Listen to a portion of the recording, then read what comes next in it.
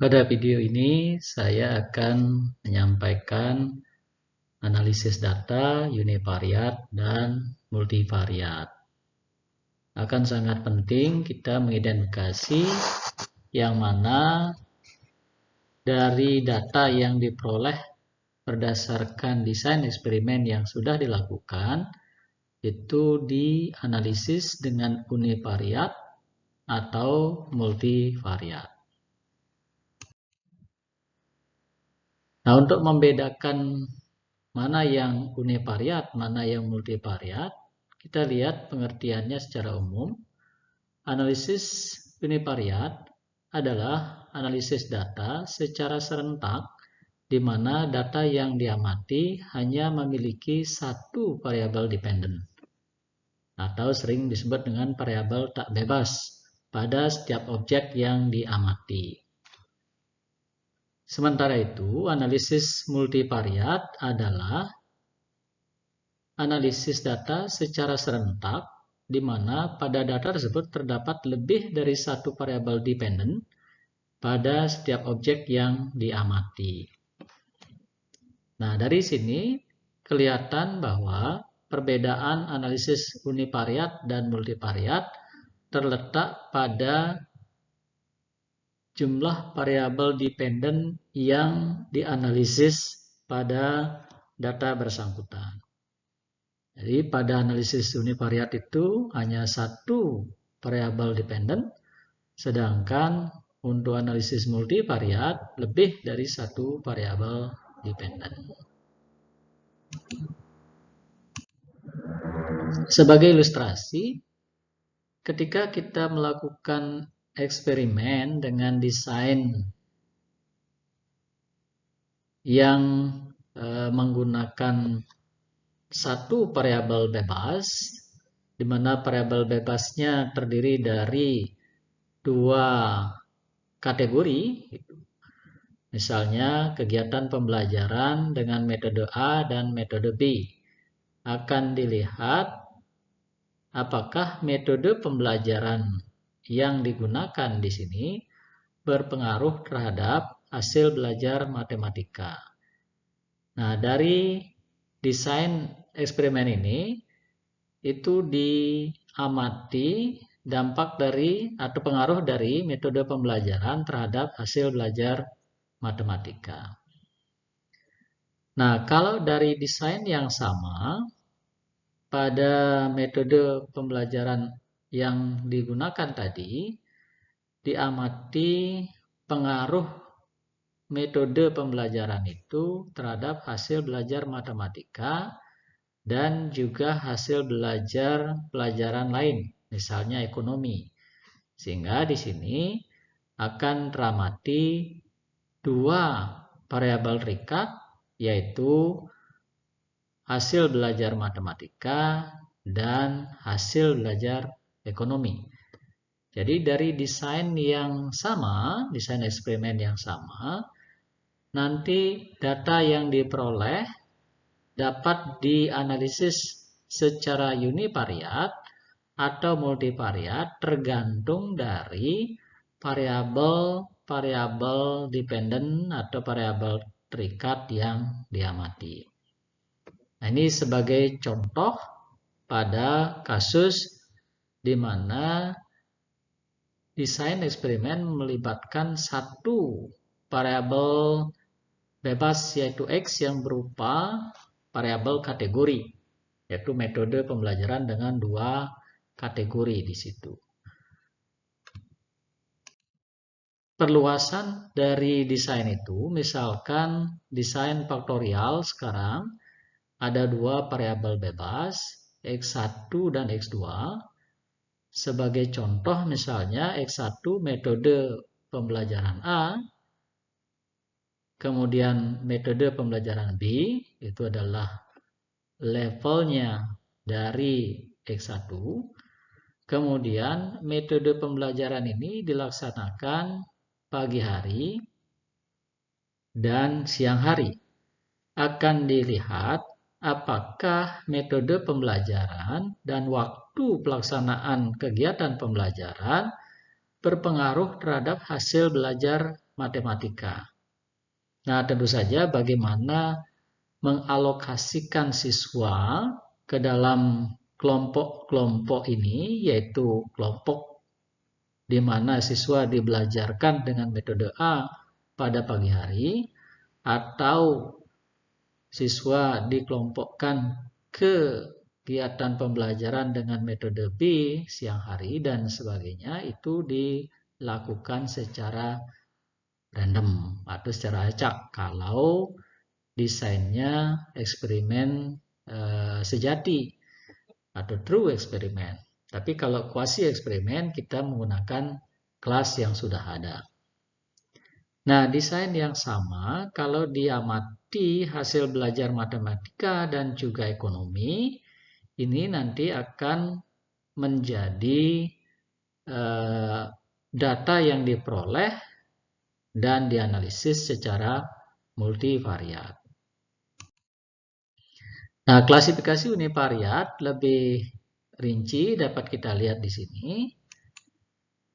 Dari sisi variabel dependent atau variabel terikat yang bersifat metrik, yaitu bersifat interval atau rasio, kita akan dapat bedakan variabel yang dianalisis itu ada satu variabel bebas yang terkait.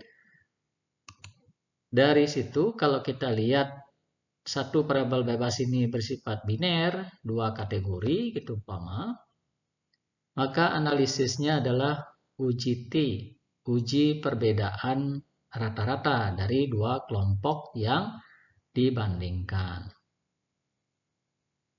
Kemudian kalau variabel bebasnya satu atau lebih, dapat kita klasifikasi kalau variabel bebas itu kategori atau faktorial, maka analisisnya adalah analisis varian.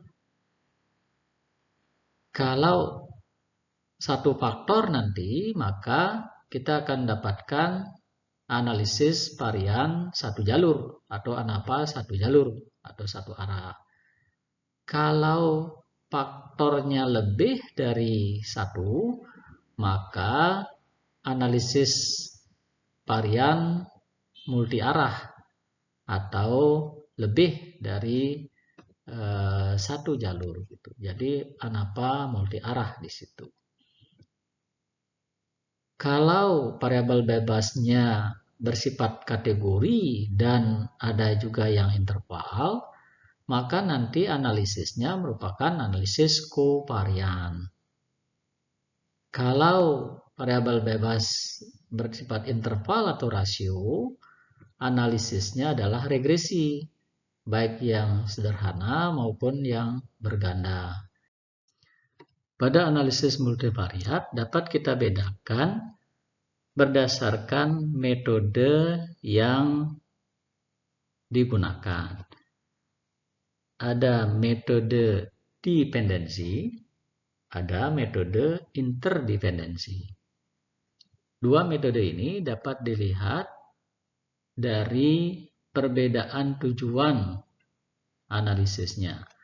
Metode dependensi bertujuan untuk menjelaskan atau meramalkan nilai variabel dependent berdasarkan nilai dari satu variabel bebas yang mempengaruhinya. Secara diagram dapat kita lihat seperti yang tersaji di sini. Ini ada variabel bebas X dan variabel terikat Y. Tanda panah di situ menunjukkan itu ada pengaruh dari X ke Y yang akan dianalisis. Nah, X dan Y di situ bisa satu atau lebih variabel yang merupakan levelnya gitu ya. X itu bisa X1, X2 sampai P, Y-nya bisa Y1, Y2 dan seterusnya. Jadi kombinasi diantaranya akan merupakan beragam analisis multivariat yang berkaitan dengan metode dependensi ini. Sementara itu, metode interdependensi bertujuan untuk memberi arti kepada suatu kelompok variabel atau sekelompok data, atau mengelompokkan sekelompok variabel menjadi kelompok yang lebih sedikit jumlahnya, dan masing-masing kelompok baru nanti disebut faktor atau variabel laten. Misalnya di sini saya ambil contoh X1, X2, X3, X4, kemudian dengan analisis nanti X1, X4 itu membentuk satu variabel baru yang kita namakan dengan faktor 2. Sementara X2 dan X3 membentuk variabel baru yang kita namakan dengan faktor. Nah, perbedaan di sini dari diagram ini dapat kita lihat tidak ada variabel bebas maupun variabel terikat. Yang ada adalah sekelompok variabel, kemudian nanti dikelompokkan menjadi bagian-bagian yang lebih kecil yang masih dapat menggambarkan struktur dari data kelompok awal yang mau dikelompokkan tersebut. Itulah metode dependensi dan metode interdependensi. Selanjutnya, kita bisa gambarkan analisis multivariat seperti yang kita gambarkan analisis univariat tadi. Itu dapat dimulai dari metode dependensi dan metode interdependensi tadi. Kemudian kita bisa bedakan metode dependensi itu apabila satu variabel dependen atau lebih dari satu variabel dependen.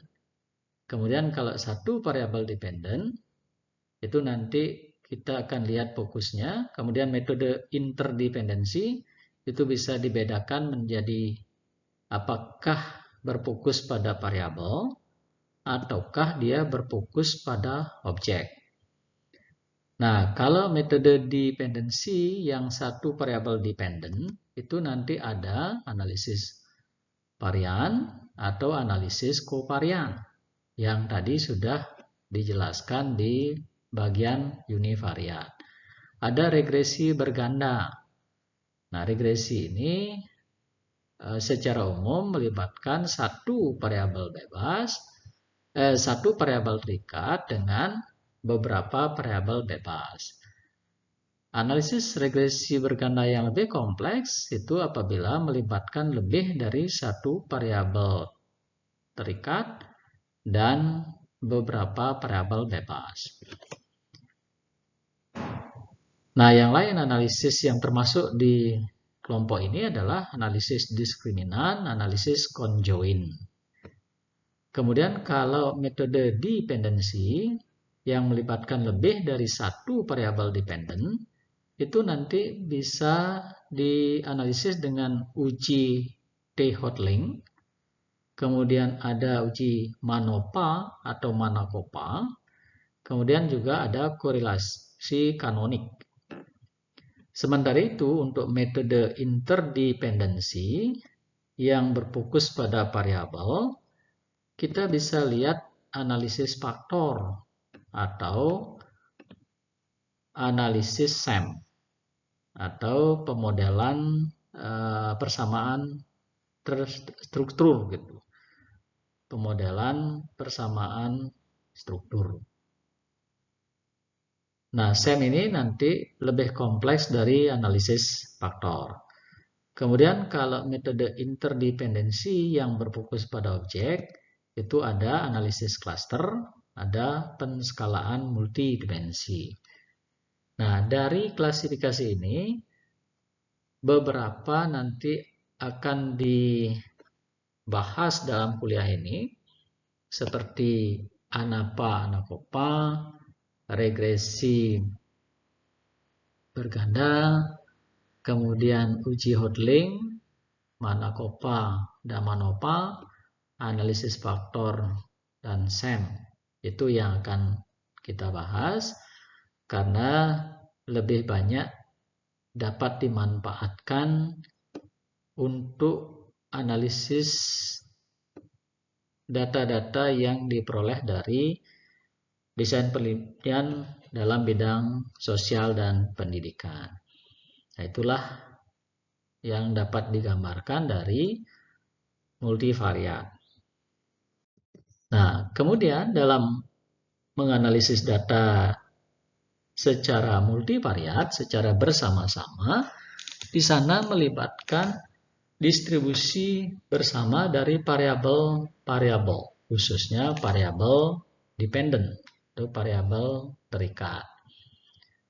Distribusi bersama yang sering menjadi acuan agar mudah untuk diinferensikan atau dibuat simpulannya ke populasi yang lebih luas, itu umumnya mengasumsikan distribusi bersama mereka itu adalah normal. Dalam hal ini normal multivariat. Khusus kalau dua variabel yang terlibat, maka kita namakan normal bivariat. Nah, bagaimana kita dapat menggambarkan atau membayangkan distribusi normal multivariat itu? Sebagai contoh dalam konteks ini akan digambarkan untuk distribusi multivariat yang melibatkan dua variabel atau distribusi normal bivariat. Secara umum, formulasi dari fungsi densitas suatu multivariat normal itu merupakan perluasan dari densitas suatu fungsi normal di univariat, satu variabel. Nah, kalau kita lihat secara matematis, fungsi normal dengan parameter mu dan sigma kuadrat itu mempunyai persamaan seperti ini. Misalnya X itu adalah suatu variabel random yang berdistribusi normal, maka fungsi densitasnya dapat dinyatakan sebagai fx sama dengan 1 per akar 2pi sigma kuadrat kali E berpangkat minus X min mu per sigma dikuadratkan per 2 dengan batas X-nya dari min tak hingga sampai tak berhingga. Nah, bentuk X min mu per sigma kuadrat itu dapat ditulis menjadi X min mu kali sigma kuadrat pangkat min 1 kali X min mu. Nah, ketika nanti variabel yang diamati lebih dari 1, maka X itu akan menjadi vektor. Dan parameter distribusi itu akan menjadi mempunyai min vektor, minnya berupa vektor, dan variannya itu akan berupa matriks yang disebut dengan matriks varian kovarian dari variabel-variabel yang berkaitan. Dengan melihat bentuk aljabar dari fungsi densitas normal tadi, maka PDF normal untuk variabel yang lebih dari 1 atau PDF multivariat normal dapat dinyatakan sebagai fungsi vektor X itu akan sama dengan 1 per 2pi berpangkat P per 2 kali harga mutlak sigma berpangkat setengah kali E berpangkat min vektor X min vektor mu transpose sigma inverse kali X min mu dibagi 2. Nah, di sini tentu saja vektor X itu merentang di suatu hyperplane gitu ya. Dengan batas-batas dari min tak hingga sampai tak hingga untuk semua variabel yang terkait di dalam densitas bersangkutan. Sebagai ilustrasi, kalau PDF normal untuk dua variabel X1, X2, maka itu akan menjadi 1/2 Pi. Nah, P-nya di sini 2, 1/2 Pi pangkat 1, sigma pangkat setengah, E min X-nya itu adalah X1, X2, mu-nya adalah mu1, mu2, sigmanya adalah matriks berukuran 2x2, diagonal utamanya merupakan varian dari X1, X2, dan elemen pada diagonal bukan diagonal utama itu adalah kovarian antara X1 dan X2. Kalau digambarkan, diplot, maka kita akan dapatkan grafik seperti yang disajikan di sebelah kanan. Ini merupakan contoh dari distribusi normal bivariat dengan varian dari X1 sama dengan varian dari X2, dan X1, X2 tidak berkorelasi. Itu gambarnya pada panel atas. Sementara kalau varian dari X1 dan X2 sama, sementara korelasi mereka adalah 0,75, dinyatakan oleh gambar pada panel yang kedua atau panel yang di bawah. Nah, dari situ nanti dapat dibayangkan apabila varian X1 dan varian X2 sama, kemudian korelasinya setengah, korelasinya 1, dan sebagainya, itu dapat dibayangkan sosok atau gambar dari distribusi normal bersangkutan. Demikian juga nanti kalau kita gambarkan varian dari X1 tidak sama dengan varian dari X2. Varian dari X1 tidak sama dengan varian X2, kemudian mereka tidak berkorelasi. Itu bisa diplot juga.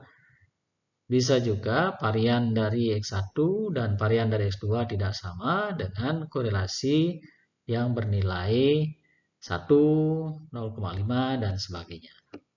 Nah, secara umum kita dapat membayangkan bagaimana grafik dari dua variabel yang berdistribusi normal multivariat.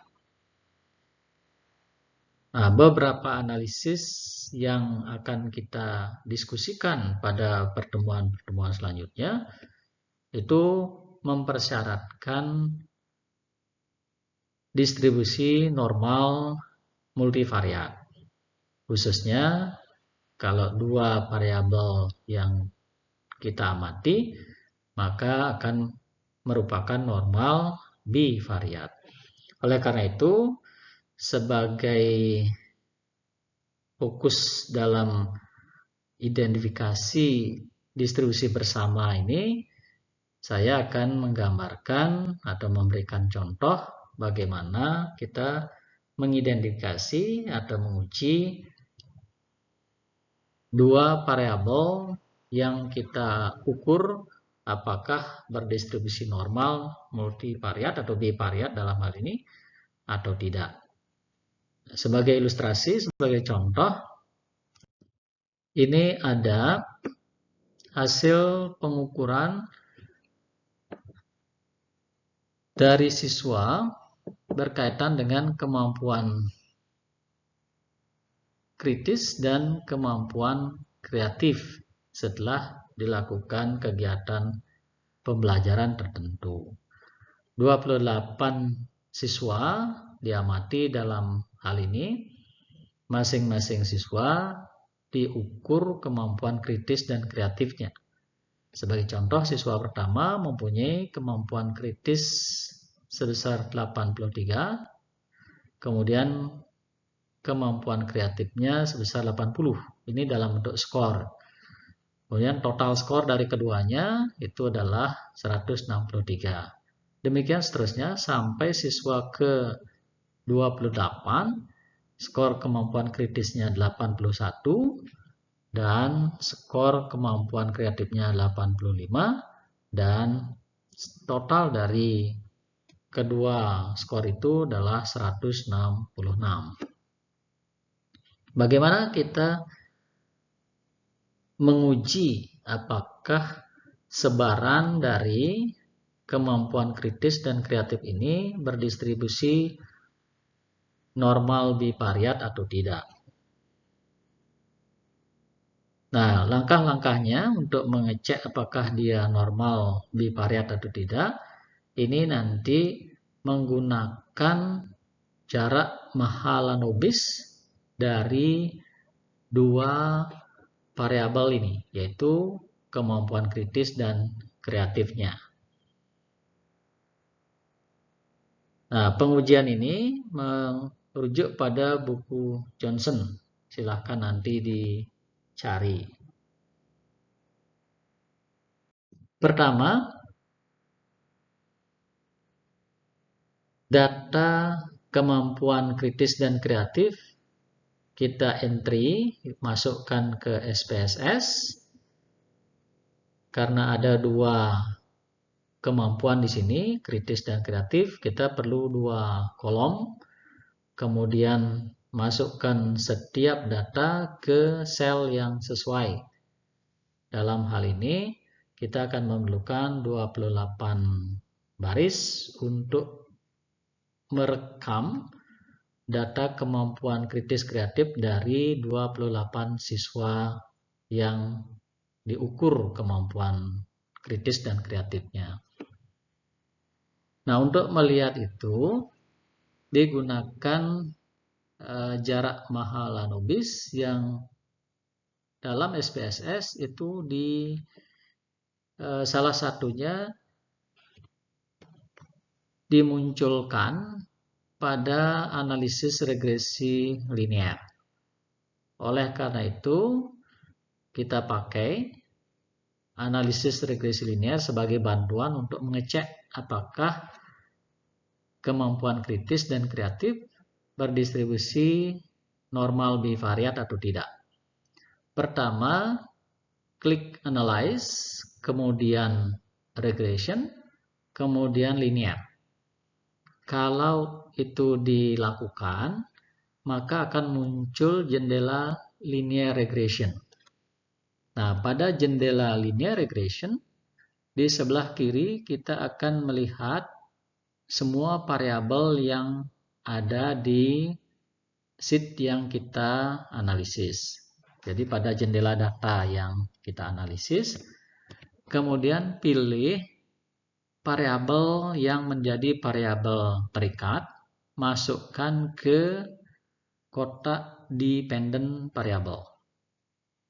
Jadi pilih variabel itu, kemudian klik tanda panah yang membawa variabel itu ke sel dependent. Kemudian pada kotak variabel independent, pilih variabel independennya. Dalam hal ini adalah kritis kreatif yang nanti kita akan cek apakah dia berdistribusi bivariat normal. Selanjutnya, pada jendela linear regression ini, kita klik save. Nah, yang lain sementara kita abaikan. Kita pilih save. Kemudian kalau dipilih save, maka muncul jendela dari save itu yang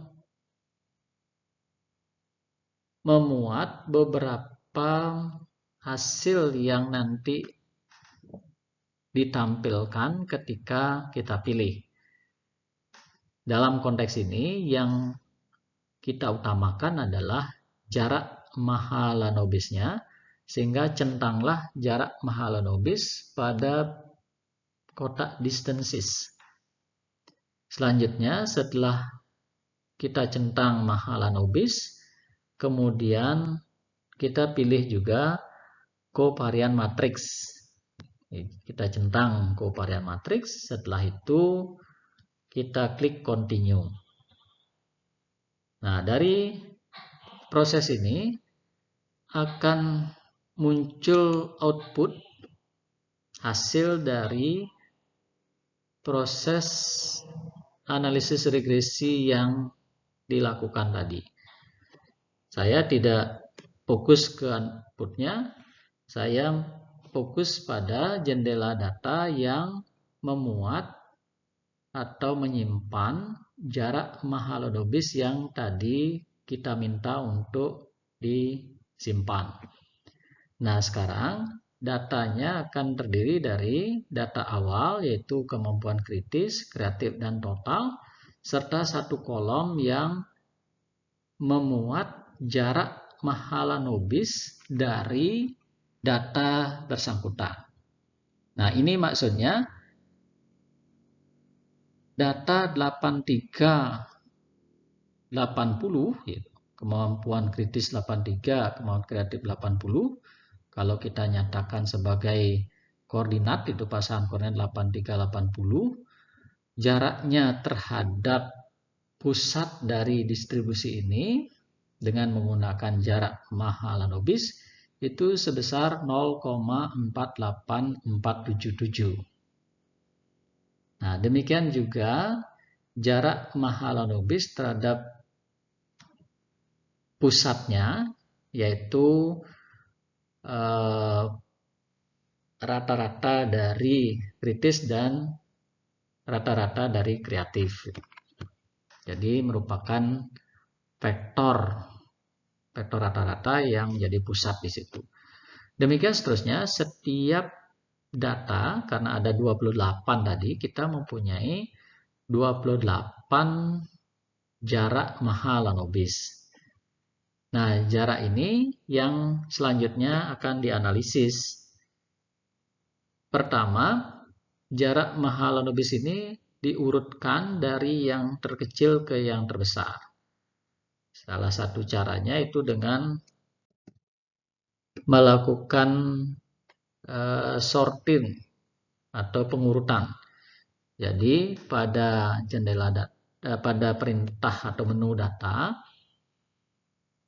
kita pilih sort cases. Setelah dipilih sort cases, maka muncullah jendela sort cases seperti pada jendela di tengah. Kita pilih Mahalanobis distance itu dibawa ke sort by, gitu ya, kotak sort by. Nah, sort by jarak Mahalanobisnya, kemudian sort ordernya pilih ascending. Jadi dari yang terkecil ke yang terbesar. Selanjutnya pilih OK. Kalau mau disimpan data yang tersortir, maka bisa diklik di sini, Save Sorted Data. Nanti pilih centang di sana, itu bisa dipilih dan disimpan ke file tertentu. Nah, di sini setelah dilakukan pengurutan, setelah OK, maka data yang tadi kita dapatkan, yaitu jarak Mahalanobis yang ditandai oleh kolom _1, itu sekarang menjadi data yang terurut. Jadi data-data itu terurut sekarang, semua data kritis, kreatif, total yang berkaitan dengan Mahalanobis itu sekarang diurutkan nilainya yang terkecil ke nilai terbesar. Nah, itu sekarang terurut seperti itu. Selanjutnya, data yang terurut ini kita beri kode yang mana data pertama itu adalah urutan yang pertama, kode yang kedua adalah data terurut yang kedua, kode ketiga data turut ketiga, dan seterusnya. Nah, kode ini kita beri simbol J.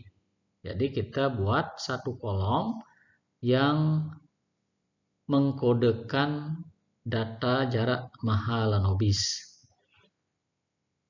Nah, sesuai buku Johnson, maka kita cari probabilitasnya dari masing-masing jarak Mahalanobis itu dengan J dikurangi 0,5 dibagi 28. J dikurangi 0,5 dibagi 28. Kemudian hitung inverse dari chi-square probabilitas bersangkutan. Dan hasil perhitungannya simpan ke variabel QI. Itu kuantil ke I. Nah, dengan cara kita beri perintah target variabelnya QI, pada numeric expressionnya itu nanti inverse dari fungsi C kuadrat J min 0,5 dibagi 28,2. 2 yang terakhir menunjukkan bahwa kita menganalisis dua variabel, yaitu kritis kreatif. Selanjutnya dipilih OK, dan hasilnya selanjutnya diplot antara jarak Mahalanobis yang dihitung pertama dan sudah terurut dengan kuantil dari C kuadrat. Kalau dia menghasilkan plot berupa garis lurus, maka itu mengindikasikan bahwa jarak Mahalanobis itu berdistribusi normal bivariat, atau dua variabel yang dianalisis yaitu kemampuan kritis kreatif berdistribusi bivariat normal. Nah, cara lain untuk melihatnya adalah melihat korelasi di antara jarak Mahalanobis dengan QI. Nah, untuk melihat korelasinya tinggal dipilih nanti analyze dan correlation. Pilih variabel Mahalanobis dan QI, maka akan muncul korelasi di antara keduanya. Nah, dalam konteks ini, korelasi antara kemampuan kritis kreatif itu sebesar 0,979, itu sangat tinggi, dengan nilai signifikansinya sangat kuat juga, 0,00. Jauh lebih kecil dari 0,5, bahkan 0,1. Itu mengindikasikan bahwa korelasi antara jarak Mahalanobis dengan GI itu menunjukkan hubungan linier yang sangat kuat. Nah, ini sebagai pendukung bahwa plot normal tadi yang berupa garis lurus itu merupakan plot garis lurus gitu. Sehingga dari analisis ini dapat diketahui bahwa variabel kritis dan kreatif, kemampuan kritis dan kreatif berdistribusi normal bivariat. Nah, itulah salah satu cara untuk menunjukkan apakah dua distribusi bersama itu normal atau tidak. Dalam konteks ini bivariat normal. Saya kira sampai di situ untuk menunjukkan distribusi bersama dari dua variabel yang berdistribusi normal. Sekian.